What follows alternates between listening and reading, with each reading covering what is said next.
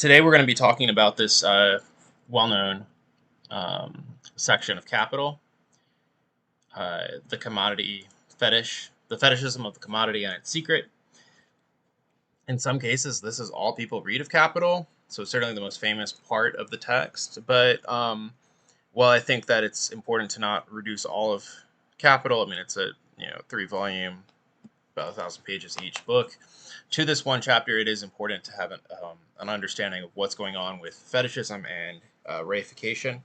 So let's see what happens if we do a close reading of this section. So, the fetishism of the commodity and its secret, der Fetischcharakter der Ware und sein Geheimnis. Okay, so a commodity appears at first sight, an extremely obvious, trivial thing.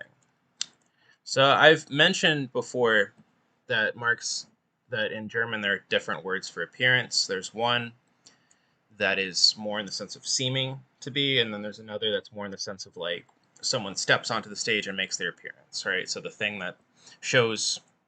steps into becoming visible. And this is Schein. So ein Ware scheint auf den ersten Blick. So it appears at the first glance. An extremely obvious, that's selbstverständliches, like self-evident. Trivial, that's alltägliches, which is a word that anybody who's read Heidegger in German might know. Everyday, everydayness, Alltäglichkeit, so everyday thing, trivial thing. So Marx is saying that at first glance, commodities are pretty familiar. It doesn't seem like they're anything special. After all, we deal with commodities every day, right? We go on Amazon and go shopping for commodities. But its analysis, that is the analysis that Marx has been doing thus far, brings out that the commodity, is a very strange thing. So we're taking something familiar, this obvious, trivial thing, the commodity, seems like it's not very particularly interesting. But when we analyze it, there's something very strange and mysterious going on. The analysis brings out that it is a very strange thing, abounding in metaphysical subtleties and theological niceties. Marx, always with the dramatic language. So far as it is a use value, there is nothing mysterious about it. Because remember, use value is grounded in the physical material properties of commodities. For example, I've got one here. This pencil, right, can write because it has this graphite in it that, when rubbed against a piece of paper, leaves some trace on it, right? That's a physical property. So the mystery of commodities has nothing to do with the use value. Whenever we consider it from the point of view that it, by its properties, like the graphite, it satisfies human needs. And needs here is in a broader sense, needs and wants. Or that it first takes on these properties as the product of human labor. Whether we consider it. So if we look at commodities as a use value, so here Marx is restating points made in the first section of this chapter, then neither from the standpoint of this fulfills a particular need or want, or from the standpoint that these are all products of human labor, does that commodity seem mysterious. That is all, those things are not mysterious inherently. It is absolutely clear that, by his activity, man changes the forms of the materials of nature in such a way as to make them useful to him. Notice the role of nature here, right? This is that metabolism, that we metabolize nature and make it part of our surroundings, part of the production, the means of production by which we reproduce our own existence. The form of wood, for instance, is altered if a table is made out of it. So I'm going to check to see if there's anything. So here there is something interesting here. Oh, it's reflected here. So there's this change of form here, and this is just form and founded, which is the word for to change. Yet Marx will make a play later in the text about Formwechsel, the change of form, which is one of the words used for in the discussion of metabolism, and then materials Stoff, right? So there's a play here between form and matter, Form und Stoff. Okay, so the form of the wood is altered if the table is made out of it, right? Okay. Nevertheless, and notice too Aristotelian framework here, form and matter, like hylomorphism. Nevertheless, the table continues to be wood, an ordinary sensuous thing. Right? So it still has that property of wood. It's only been a different form. But as soon as it emerges as a commodity, it changes into a thing which transcends sensuousness. There's something extra to the commodity. There's something seemingly supersensible about it. It not only stands with its feet on the ground,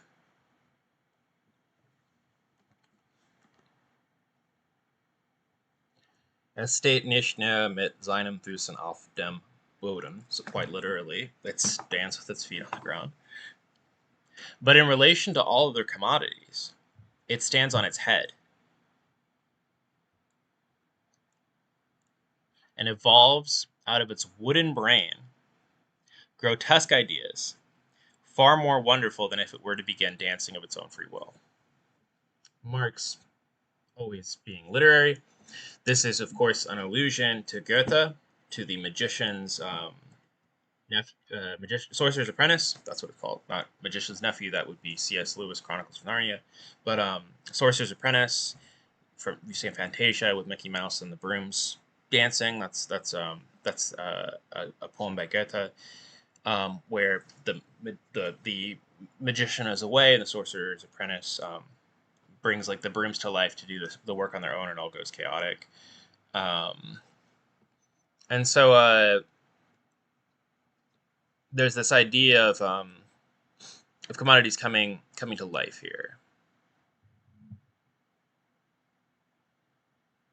There's a reference here. One may recall that China and the tables began to dance when the rest of the world appeared to be standing still. And so this is a reference to the simultaneous emergence in the 1950s of the Taiping Revolt in China and the craze for spiritualism which swept over upper-class German society. The rest of the world was standing still in a period of reaction immediately after the defeat of the 1848 revolutions. So the Taiping Rebellion is interesting. That's the dude who like read a Bible and decided he was Jesus' son and led like a working class revolution in China. Very interesting thing to study. But notice this language of standing on its head evolves out of its wooden brain grotesque ideas, far more wonderful than if it were to begin dancing of its own free will. And so standing on its head here, that's another turn of phrase that Marx likes. It's dialectical. He references it to Hegel, that Hegel must stand on its head. And there's also this idea of inversion. In Hegel's phenomenology of spirit, there's something called the inverted world, die verkehrte Welt, where north is south and east is west, and positive is negative, and all of this topsy-turviness. And one thing that Marx says throughout Capital and throughout his works is that ideology is a camera obscura that flips images upside down, just like the retina inverts the image. And so, as we saw last time, Marx thinks that insofar as in the value form, a commodity expresses itself in terms of its opposite, in terms of the use value of its opposite, there's an inherent inversion that takes place within exchange. And so the commodities, in relation to all other commodities, turns upside down, inverts reality. And that's where we get this illusion of a transcendence of sensuousness. The mystical character of the commodity does not therefore arise from its use value.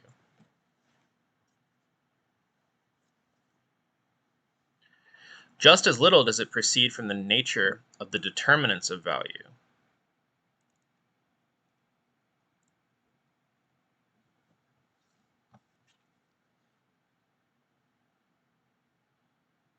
So determinants of value is one word here, Wertbestimmungen.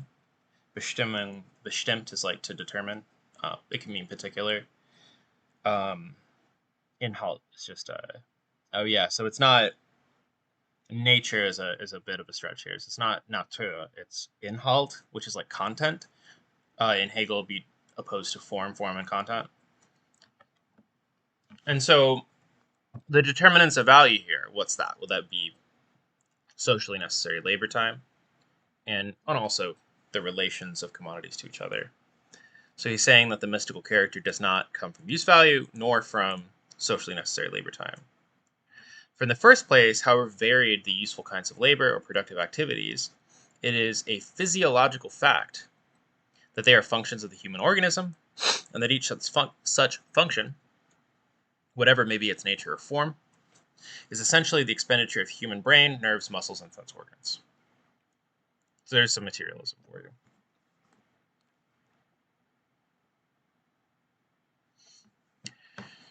So nature here again is Inhalt, and form would be juxtaposed to content here.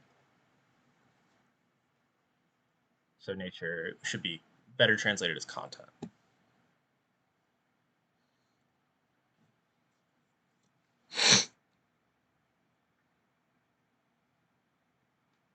I'm sorry, I'm going to look up another word real quick. So it's psychological fact is another stretch here. So more literally, it's oh sorry, I said psychological, physiological. So physiologische Wahrheit. So truth would be a more literal translation, but fact I think works here. So there are objective facts that when something is made, that someone expended a certain amount of their labor power to create it. So there's nothing mysterious about that. Secondly, with regard to the foundation of the quantitative determination of value, namely the duration of that expenditure or the quantity of labor.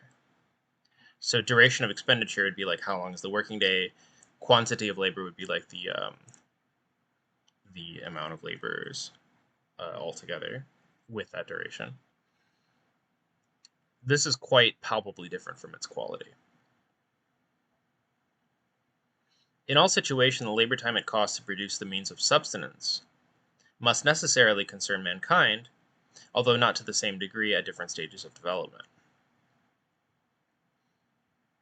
Among the ancient Germans, the size of a piece of land was measured according to the labor of a day, hence the acre was called Tagwerk. So Tag is the German word for day, and Werk is comes from like work, but also like like work as in like something that's been produced.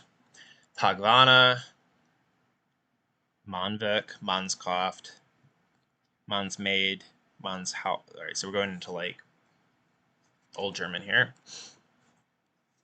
Sorry. I think there's something like it was like, oh, the fan next to me has like a lot of cat fur in it. I tried to clean it out, so it's always making me sniff here. Zizhaking it again. Okay, so and finally, as soon as men start to work for each other in any way, their labor assumes a social form. So these are all the objective factors. So there's an objective expenditure of muscles, brains, etc. There's an objective amount of time, and there's an objective amount that it costs to produce the means of sustenance that lets those labors continue. And there's an objective fact that the labor assumes a social form. Whence then arises the enigmatic character of the product of labor as soon as it assumes the form of a commodity. Clearly, it arises from this form itself.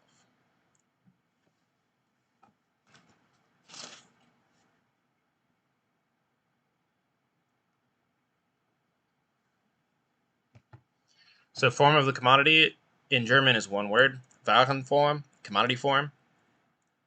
So the commodity form itself is the source of this theological nicety and metaphysical subtleties. The equality of the different kinds of human labor takes on a physical form in the equal objectivity of the products of labor as values. The measure of the expenditure of human labor power by its duration takes on the form of the magnitude of the value of the products of labor. And finally, the relationships between the producers, within which the social characteristics of labor are manifested, take on the form of a social relation between the products of labor. Okay, so let's break this down. So first, equality of different kinds of human labor. That is what Marx calls abstract labor. That insofar as we're trading things with each other, what's being traded in terms of value is not the value of a specific thing, but human labor in the abstract. That's the substance of value. That takes on a physical form in the equal objectivity of the products of labor as values. So commodities, right? I don't know, it's on my social media post, but on Amazon right now, you can get for $35, I think, 10 yards of wool, or you can get for $70 a linen coat. Those things have there is an equal objectivity that they have as values, but that is actually an equation between two different types of labor. The measure of the expenditure of human labor power by its duration takes on the form of a magnitude of the value of the products of labor. So now it's not we're measuring human labor power, which is this physical thing. It's the commodity has a certain magnitude of value. And finally, the relationship between the producers, within which the social characteristics of their labor are manifested. And we'll get into this, but basically he's talking about the relations of production themselves, take on the form of social relation between the products of labor. So what's really going on is we're relating to each other, but what it seems like is that the commodities are relating to each other. The mysterious character of the commodity form consists therefore simply in the fact that the commodity reflects the social characteristics of man's own labor, or men's own labor, human beings' own labor, as objective characteristics of the products of labor themselves, as the socio-natural properties of these things. So, because of the commodity form, because these things appear on a market, traded for each other, bought and sold, what are in fact social characteristics, what are in fact like people within society making things, appears in the form of an objective characteristic of the commodity itself. So like if this pencil is $1, it appears to be a characteristic of the pencil, not a characteristic of, not something that's ultimately rooted in the labor time used to make this thing. It's probably not $1. But we see the social relationship between people who are exchanging labor with each other as if it were about the things being traded for each other. As if this social necessary labor time that becomes value is an objective property of things themselves. And in a way, there is an objectivity to value in Marx. It's just turned upside down. Because it appears as properties of things rather than as human relations and human labor. Hence, it also reflects the social relation of the producers to the sum total of labor as a social relationship between objects, a relation which exists apart from and outside the producers.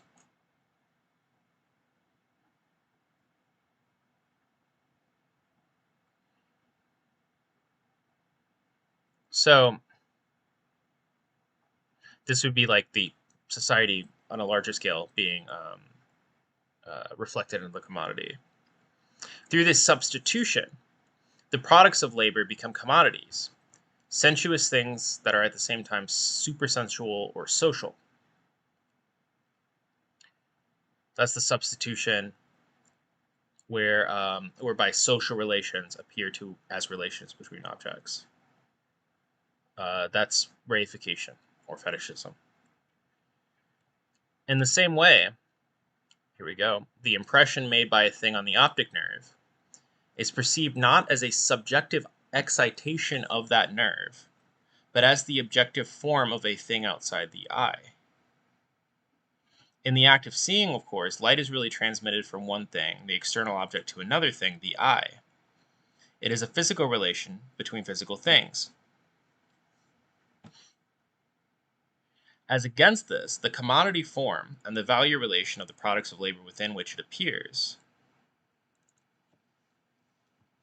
Let's see what this word appears is here.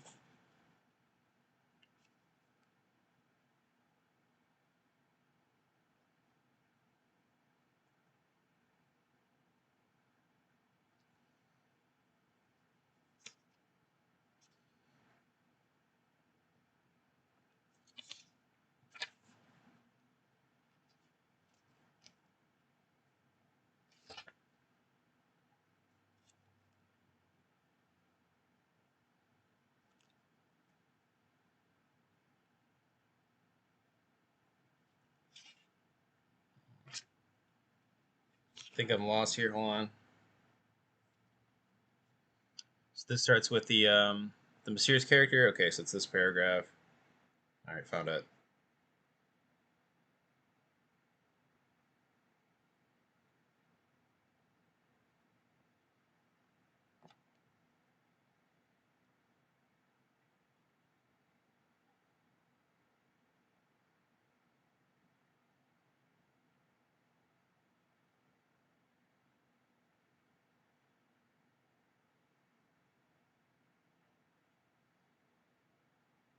So it's actually Darstellung, which is like to present.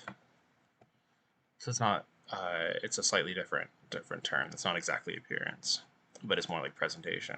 Okay, so as against this, the commodity form and the value relation of the products of labor within which it appears have absolutely no connection with the physical nature of the commodity and the material relations arising out of this. So the commodity form, the value relation of the products of labor, do not have anything to do with the physical nature of the commodity or the material relations arising out of this. What does this mean? It is nothing but the definite social relation between men themselves, which assumes here for them the fantastic form of a relationship between things. In order to find an analogy, you must take flight into the misty realm of religion. There, the products of the human brain appear as autonomous figures endowed with a life of their own, which enter into relations both with each other and with the human race. So it is in the world of commodities of the products of men's hands. I call this the fetishism, which attaches itself to the products of labor as soon as they are produced as commodities, and is therefore inseparable from the production of commodities. So if there are commodities being produced, fetishism is an inevitable quality, or inevitable byproduct of that. But it's ultimately something that's not real. So,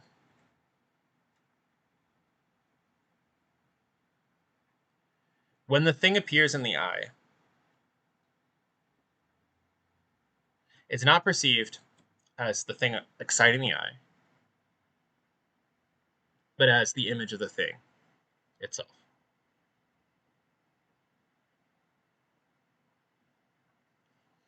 The commodity form is the inversion of this.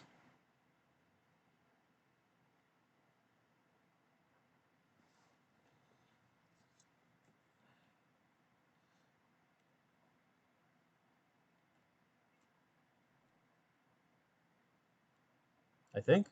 Or maybe there's a contrast here where there's no the external object has a relationship to the eye in the act of seeing. But in this, there is no relationship with the physical object and the fetishism. because it's the social relations that are reflected into the I, but appear as if they were relationships between things. So what's fetishism? Fetishism is whenever you take a social relation and mis-see it as a relationship between things. Though it's not really maybe right to say mis-see it, because in a way, like, you can't not see it that way, but it's ultimately an illusionary product of the way that social society is arranged under capitalism. It seems that the things are relating to each other, but really we're just trading labor with each other. Like, I'm exchanging my labor for the product of someone else's labor whenever I go buy and sell things, right? I go from work, I get my money, and then I go take that money and I go buy the things I need. So that is, me trading my labor into the market, and then taking out the results of someone else's labor. That's what's going on. But it seems as if I'm just like doing my job, getting some money, and then going out and buying some things. Right?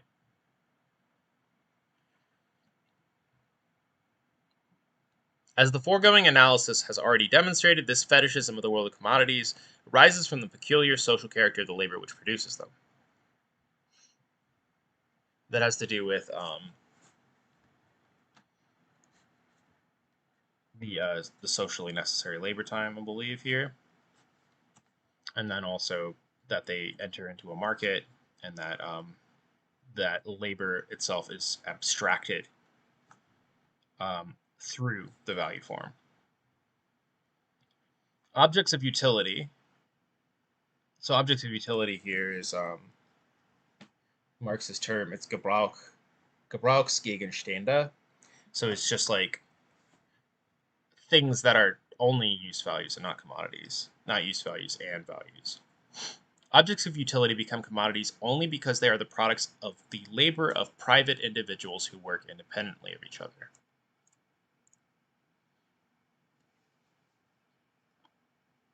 Right? So like if I'm working in a coffee shop, and one person's grinding the beans and the other person's making the coffee with the beans, right? There's not a economy between our labor, right? We're all like working on the same task. We're not working as private individuals. We're working as part of a team. One has to be working as private individuals for the objects of utility to become commodities, because then they have to be exchanged with each other. And then there has to be an attempt to equate values with each other. The sum total of the labor of all these private individuals forms the aggregate labor of society. That would just be all of, right? Okay. Since the producers do not come into social contact until they exchange the products of their labor, the specific social characteristics of their private labors appear only within this exchange. So that's the appearance in our shining, I believe, here. Yep, our shining. In other words, the labor of the private individuals manifests itself as an element of the total labor of society only through the relations which the act of exchange establishes between the producers and through their mediation between the producers. So the private individual's work has to actually enter into the market in order for it to become part of the labor of a society. And the social characteristics of the labor, right? So if I'm laboring for society, not just for myself. I'm not just like making myself a sandwich, but I'm, even if like this is something I talked about with my students, right? Even in like a roommate situation, I had a lot of students write their ethics paper about this. Like, even if you're like doing something for the household, there's like kind of like an implicit like, well, I did this, so you do that idea. So there is like even in the domestic sphere a social characteristic of the labor, where it's being it's a contribution to something. Yet there's a sense in which it's still private but becoming social.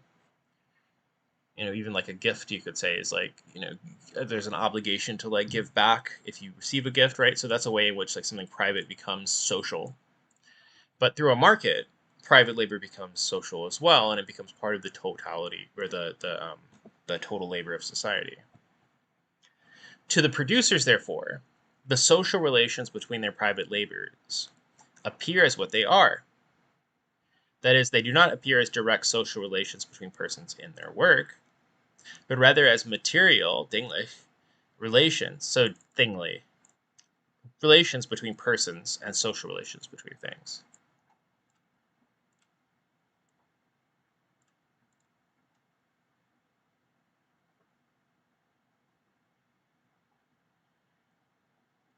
So,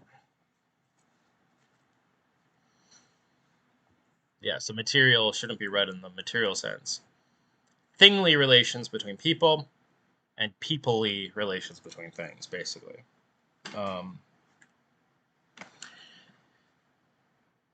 oh, that's interesting. So my German copy has a different word here. It might be drawing off a different edition. So it says sachliche Verhältnisse der Personen und gesellschaftliche Verhältnisse der Sachen. So Sache is also thing, but it's thing in a broader sense. Um, like the Sache selbst to the things themselves in phenomenology. So, like, right, like, I don't know. I'm gonna quote the Big Lebowski here, right? Like where he's like Jackie Treehorn treats objects like women, man, right? Like in a way, we're treating people like things, and things like people, right? That's what's going on in the fetishism. The commodities are like, I mean, look at the like what's missing in this discussion of exchange. We're not talking about who's doing the exchange at all, and we're not necessarily even talking about the work involved. We're just like trading one thing for another. But this is a thingly relationship between people, or that's a social relationship between things, and the people themselves don't appear in the social relationships. They appear only in the things that they make. It is only by being exchanged that the products of labor acquire a socially uniform objectivity as values, which is distinct from their sensuously varied objectivity as articles of utility. This division of the product of labor into a useful thing and a thing possessing value appears in practice only when exchange has already acquired a sufficient extension and importance to allow useful things to be produced for the purpose of being exchanged, so that their character as values has already to be taken in the consideration during production. So,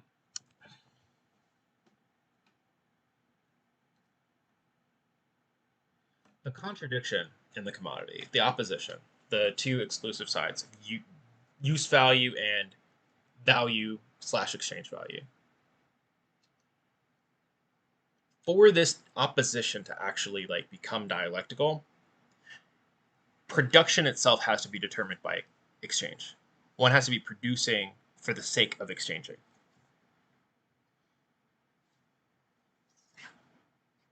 Right? Like I'm not just like doing what I want to do and then I have some left over and I'm like selling it or whatever. Like I'm actually producing what I produce because that has value. Right? And I'm taking that value into consideration in production. From this moment on, the labor of the individual producer acquires a twofold social character. On the one hand, it must, as definite, useful kinds of labor, satisfy a social need, and thus maintain its position as an element of the total labor, as a branch of the social division of labor which originally sprang up spontaneously. Okay, you can't sell shit unless it's useful. On the other hand, it can satisfy the manifold needs of the individual producer himself only insofar as every particular kind of useful private labor can be exchanged with, i.e., counts as the equal of every other useful kind of private labor.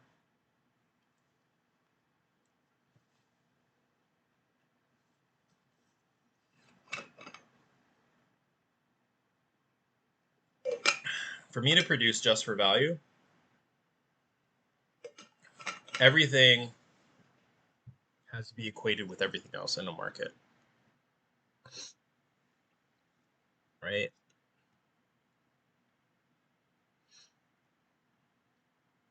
It has to be, whatever I do has to be something that I can exchange for something that I need, regardless of what it is that I need. If we're just in a barter system where everything's not equal to everything else, I have to find somebody who needs the specific thing I need, right? Equality in the full sense between different kinds of labor can only be arrived at if we abstract from their real inequality. Marx is always fond of this, like, equality abstracting from real inequality. If we reduce them to the characteristics that they have in common, that being the expenditure of human labor power in the abstract. So there has to be a real abstraction, a real social abstraction, like through the actual mechanism of the market that turns labor into something abstract. The private producer's brain reflects this twofold social character of his labor only in the forms which appear in practical intercourse in the exchange of products. So we don't see it except when we have to like engage in when this producer has to engage in like the actual practice of buying and selling things. And that's why part of why reification happens and fetishism happens is because it's when we go to the market and trade things that this equality between different types of labor and this real abstraction um, actually takes place, but then it takes place at the level of these things. Hence, the socially useful character of his private labor is reflected in the form of the product of labor, in the form that the product of labor has to be useful to others, and the social character of the equality of the various kinds of labor is reflected in the form of the common character as values possessed by these materially different things, the product of labor. So, like, think about this too, like,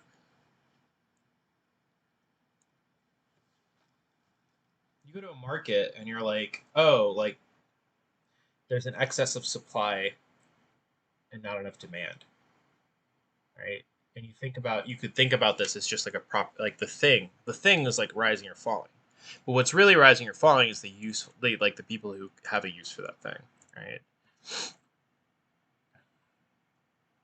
Similarly, these things are still valuable if they can enter on a market at all. And whether that rises or falls depends on the labor.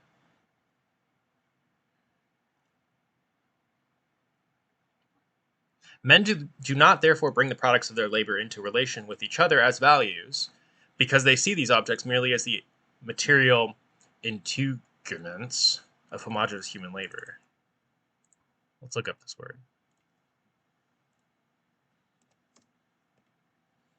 A tough outer protective layer, especially that of an animal or plant. The reverse is true. So they're not like, oh, I'm going to trade my homogeneous human labor with your homogeneous human labor. The reverse is true. By equating their different products to each other in exchange as values, they equate their different kinds of human labor as human labor. They do this without being aware of it. That's the line that Zizek really likes. To quote, "Sie wissen das nicht, aber sie tun es." Right? They do not know that this is what they're doing, but that's what they're doing.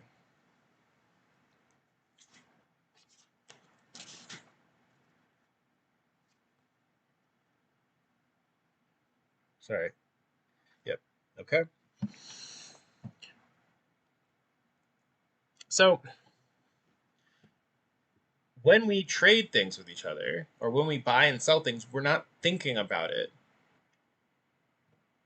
as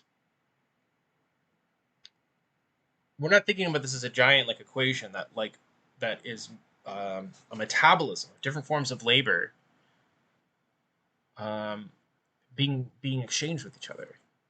We just think about it as stuff that we're buying and selling, and we don't realize that when we equate the products, we're actually equating the labor, but we are doing it, and we do it without realizing it. Value, therefore, does not have its description branded on its forehead. It rather transforms every product of labor into a social hieroglyphic. I haven't read Spectres of Marx, but I'm sure Derrida could not resist the social hieroglyphic shit right here.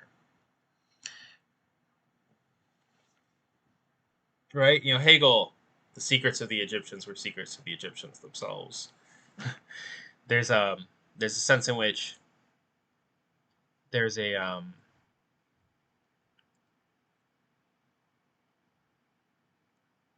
yeah, so later on men try to decipher the hieroglyphic to get behind the secret of their own social product. For the characteristic which objects of utility have of being values is as much man's social product as is their language. So it's like the Englishman who discovered all along that he'd been speaking prose. Right? That's a joke that Hegel makes that Engels also loves. But like your native language as a social product, yet you speak it before you really know the grammar of it, and get behind what's really being meant by it sometimes. The belated scientific discovery that the products of labor, insofar as they are values, are merely the material expressions of the human labor expended to produce them, marks an epoch in the history of mankind's development, but by no means banishes the semblance of objectivity possessed by the social characteristics of labor, semblance being shine again here. So, the semblance of objectivity, this, let's see what this is. Yeah, so, Yig and Stanley Zion, Cheyenne, sorry, not Zion, Cheyenne. This can't be gotten rid of just by knowing that these things are products of human labor. Something which is only valid for this particular form of production, the production of commodities, namely the fact that the specific social character of private labor is carried on independently of each other, consists in their equality as human labor, and in the product assumes the form of the existence of value, appears to those caught up in the relations of commodity production, and this is true both before and after the above-mentioned scientific discovery, to be just as ultimately valid as the fact that the scientific dissection of the air into its component parts left the atmosphere itself unaltered in its physical configuration.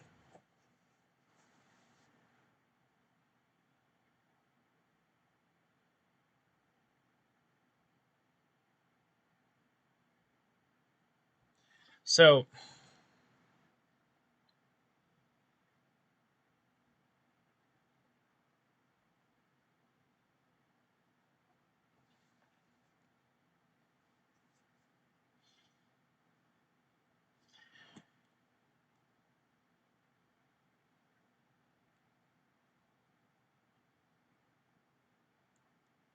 the specific social character of the private laborers are carried on independently of each other,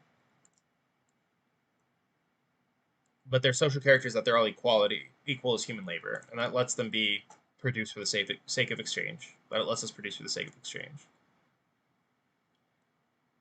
That's only valid for commodity production, because the things we're producing have to be things that can be bought and sold. Otherwise, there's not going to be the social character of labor being equal with every other type of labor. Because it's not going to enter into a market and be equated with everything else. But that historically particular thing seems to the people who are caught up in it to be unaffected by our knowing it, just as the atmosphere was not altered by discovering that we can dissect air into components. So they see it as something eternal, unchangeable. It's a weird passage, and it raised a lot of questions about whole like ancestral and stuff like that. There are such things as eternal truths in Marxism. Engels is quite clear on that. There are things that are eternally true. Yet this is something that's very historically specific and can change, which isn't to say that this is not objectively valid and eternally true as a law of this particular mode of production, assuming we agree with Marx, which I assume most people listening do. But they see it as if something that's always been the case. But it's not something that's always been the case. It's something that's true of this present mode of production. What initially concerns producers in practice when they get to make an exchange. Okay, I'll start again. What initially concerns producers in practice when they make an exchange is how much of some other product they get for their own, right? What can I sell it for? And what proportions can the products be exchanged? As soon as these proportions have attained a certain customary stability, they appear to result from the nature of the products, so that, for instance, 1 ton iron and 2 ounces of gold appear to be equal in value, in the same way as a pound of gold and a pound of iron are equal in weight, despite their different physical and chemical properties.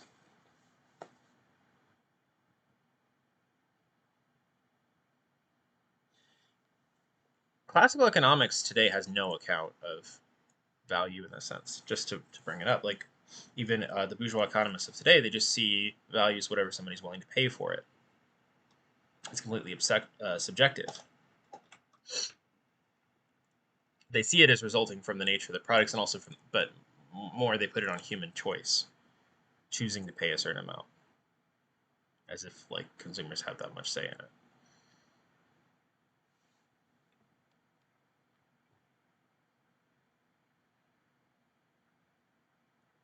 The value character of the products of labor becomes firmly established only when they act as magnitudes of value. These magnitudes vary constantly, continually, independently of the will, foreknowledge, and actions of the exchangers. Right? So there's no, it's a social phenomenon, but it's one that's independent of human will.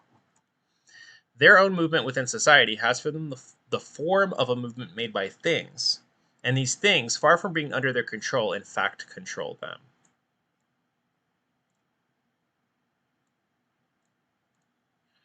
Back to the magician's nephew. Sorry, is it magician's nephew? Sorcerer's apprentice, not magician's nephew. Getting my books mixed up, or things mixed up. Sorcerer's apprentice.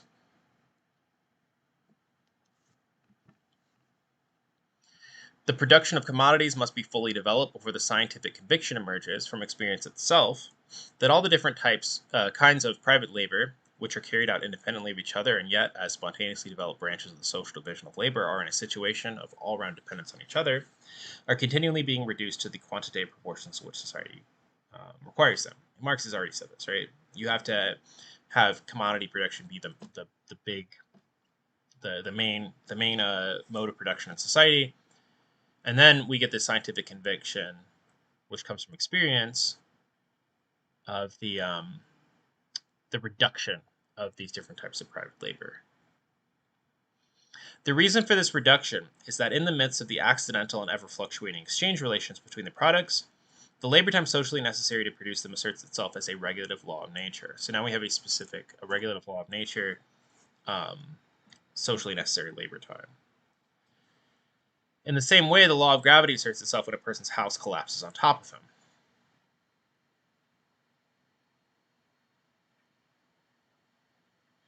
Here he quotes Engels. What do you think of a law which only can assert itself through periodic crises? It is just a natural law which depends on the lack of awareness of the people who undergo it. In the same way, okay, the determination of the magnitude of value by labor time is therefore a secret, hidden under the apparent movements and the relative values of commodities. Its discovery destroys the semblance of the merely accidental determination of the magnitude of value of the products of labor, but by no means abolishes that determination's material form. And to this day, this semblance is maintained in bourgeois economics. But that's because there's ultimately this material foundation of this semblance, this illusion. The illusion's grounded in the way that exchanges appear as properties of things through our own activity. Because when the producers go and meet, they meet with stuff to trade, not with like, oh, I'll do this, you do that. Right? Their labor is not appearing. Right? Their labor is not directly there, but their labor is appearing in the form of commodities that they've already made. A reflection on the forms of human life hence also scientific analysis of these forms. Let's look at how far we are real quick.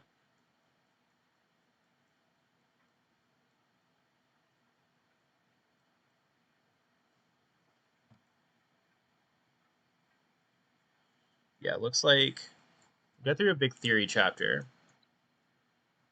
Well, we're about to go into the Robinsonade like post um, the retroactive universal.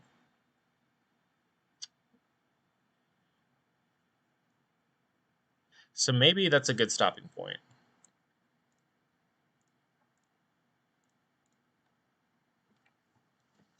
We'll do a little summary real quick, because this is going to be a different theoretical argument. So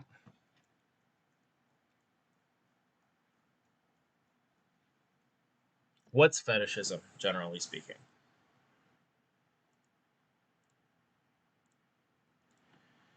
Generally speaking, fetishism is when we see a social relationship between different people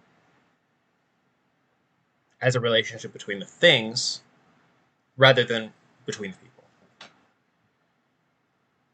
We see what's happening is that 20 yards of linen are being equated with one coat, and we think that this is because this linen has value and this coat has value, and they're being traded with each other.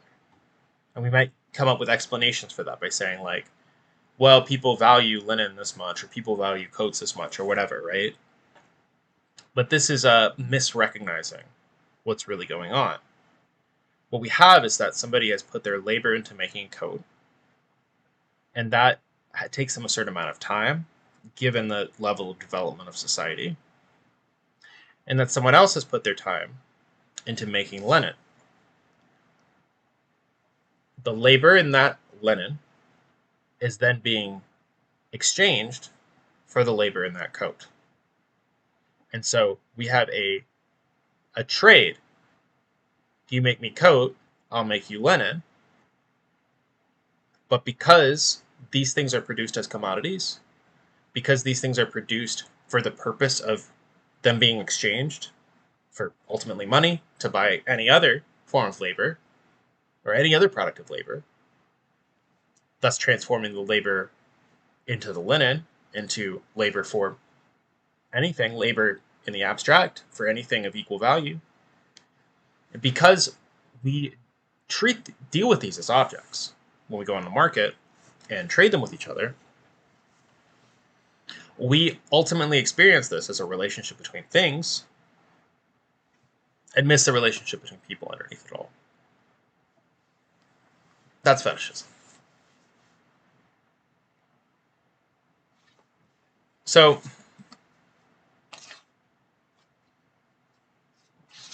this is an example of how things get inverted or turned upside down, which is a repeated theme throughout Marx. And that's that what is actually a social process, society trading one form of labor with another form of labor, appears to be something that belongs to the things themselves. So I'm going to end it there. Next Dialectics Hour, we're going to be talking about Robinson Crusoe and Robinson's Island, and how the categories of classical political economy appear as if they were laws of nature, even though they are laws particular to the mode of production where commodities are being produced. So tune in next week for that on Tuesday at 7 p.m. Eastern Time. And I'm going to be trying to make some more content now that school's out, so stick around. All right, that's all.